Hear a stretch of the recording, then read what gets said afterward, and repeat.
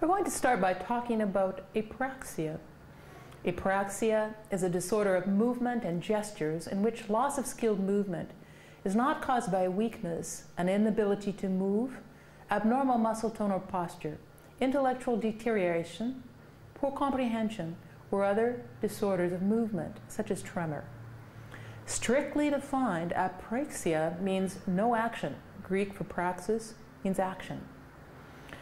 Among the many types of apraxia, and among the many ways to classify them, we shall focus on gesture apraxia, ideomotor, ideational, and limb kinetic, and some more selective deficits, such as verbal, constructional, and buccofacial apraxias, which means basically mouth and facial movements together. Lesions leading to apraxia are mainly left parietal, but may also occur after right parietal lesions or other cerebral lobes, such as the frontal or temporal lobes. Apraxia can arise from many diseases or damage to the brain. Let's now look at ideomotor apraxia. It is the inability to make the proper movement in response to a verbal command or on someone's imitation. In another classification, the disorder is seen without any real object manipulation. In terms of meaning something, gestures may, for example, waving goodbye, or may not, for example, making two crossed rings with thumb and forefinger on each hand, be meaningful. And then we have ideational apraxia. This is the inability to coordinate activities with multiple sequential movements, such as dressing, eating, and bathing. In another classification, ideational apraxia is distinguished by the use of real objects. Buccofacial apraxia causes the inability to carry out facial movements on command, such as licking lips, whistling, coughing, or winking. It is interesting to note that these inabilities appear only on voluntary command or imitation. Patients are still able to automatically chew or swallow. Let's now look at constructional apraxia, which is the inability to copy, draw, or construct figures. This is a visual motor disorder in which spatial organization is disturbed. Patients cannot assemble a puzzle or build a cube construction and will face difficulties in finding one's bearings on a map. When we look at limb kinetic apraxia, it is the inability to make fine, precise movements with fingers, an arm, or a leg. Verbal apraxia, also known as apraxia of speech or dyspraxia, is difficulty coordinating mouth and speech movements. The patient has trouble saying what he wants or to say it consistently and correctly. It is not due to weakness or paralysis of the speech muscles because the muscles of the face, tongue, and lips normally are working. Okay, this takes us to another category. We're now going to look at the agnosias. Let's start with visual agnosias. Agnosia is a loss of ability to recognize objects, persons, sounds, shapes, or smells. While the specific sense is not defective, nor is there any significant memory loss or intelligence defect, agnosia can touch any of the sensorial inputs, meaning taste, vision, touch, hearing, and olfaction. Visual perception is one of the most widely studied fields in neuropsychology. Visual agnosias may concern the objects, images, colors, or faces, separately or frequently associated. It can also, although rarely, concern only one or two of the visual fields, leading to a condition called hemiagnosia. Once more, agnosia is not related to a deficit in visual sensitivity, but it occurs after the deterioration of specific brain central nervous system areas.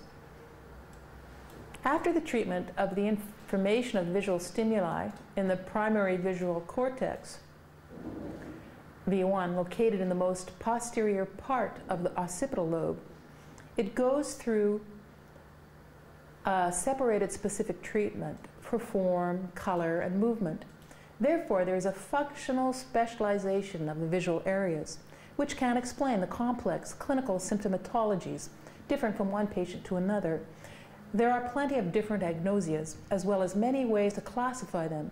The traditional way to classify visual object agnosia is to distinguish two broad forms, apperceptive agnosia and associative agnosia. Then we present a few common other types of agnosias. Okay, let's now look at visual object agnosias. We'll start with apperceptive agnosia, which really means posterior temporo-occipital lobe areas are damaged. So to begin, patients are unable to distinguish visual shapes, and so they have trouble recognizing, copying, or discriminating between different visual stimuli. The discrimination between two objects can be helped if they are very different in size, brightness, or shade. Discrimination of one object is helped by other preserved modalities. For example, the agnosic subject can recognize an object if he manipulates it with his hand if his tactile modality is preserved. Indeed, the mental representation of the object has developed through another cerebral pathway. The lesions leading to this trouble are bilateral and localized in the posterior temporo-occipital lobes. Let's now look at associative agnosia, meaning that due to damage in the left or bihemispheric temporoparietal lobes. Patients can describe visual scenes and classes of objects but fail to recognize them. They are still able to reproduce an image through copying, but with difficulty, line by line. Indeed, perceptive process is preserved, but the mental representation of the object is not correctly associated with the functional and semantic features of the object that are stored in memory. Associative agnosias are more likely to occur with damage to regions in the left temporoparietal lobes or in both hemispheres. Let's look at some other agnosias. Let's start with color agnosia.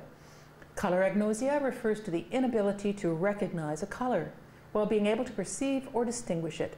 It means that the subject is unable to associate the color as the feature of an object, whereas he can discriminate a color from another one.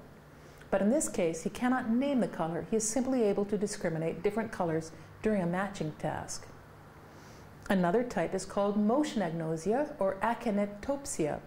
Achinotopsia, also known as cerebral achinotopsia or motion blindness, is an extremely rare neuropsychological disorder in which a patient cannot perceive motion nor speed of an object in his or her visual field, despite being able to see stationary objects without any problem. Riddick showed that motion vision may be dissociated from form vision. Zill et al., thanks to a very famous case report, ML, who had bilateral lateral occipital white matter and mediotemporal gyrus lesions in the V5 area, described achinotopsia. For this woman, water was congealed, and it was tough to wander in the street because she couldn't appreciate the car's speed. This trouble, of course, represented a hindrance in daily life to the patient. Next, we have facial agnosia, or prosopagnosia. Prosopon means face in Greek. Prosopagnosics cannot recognize any previously known faces, including their own, as seen in a mirror or photograph. However, they can recognize people by face information, such as a mustache, a birthmark, or characteristic feature. Therefore, this trouble may not be a people identity-related deficit, but rather an access to people recognition by facial features problem. This agnosia appears after temporo-occipital junction lesions. Most of them are bilateral. I think we'll end the second part of the neuropsychology course on that note. And thank you for listening.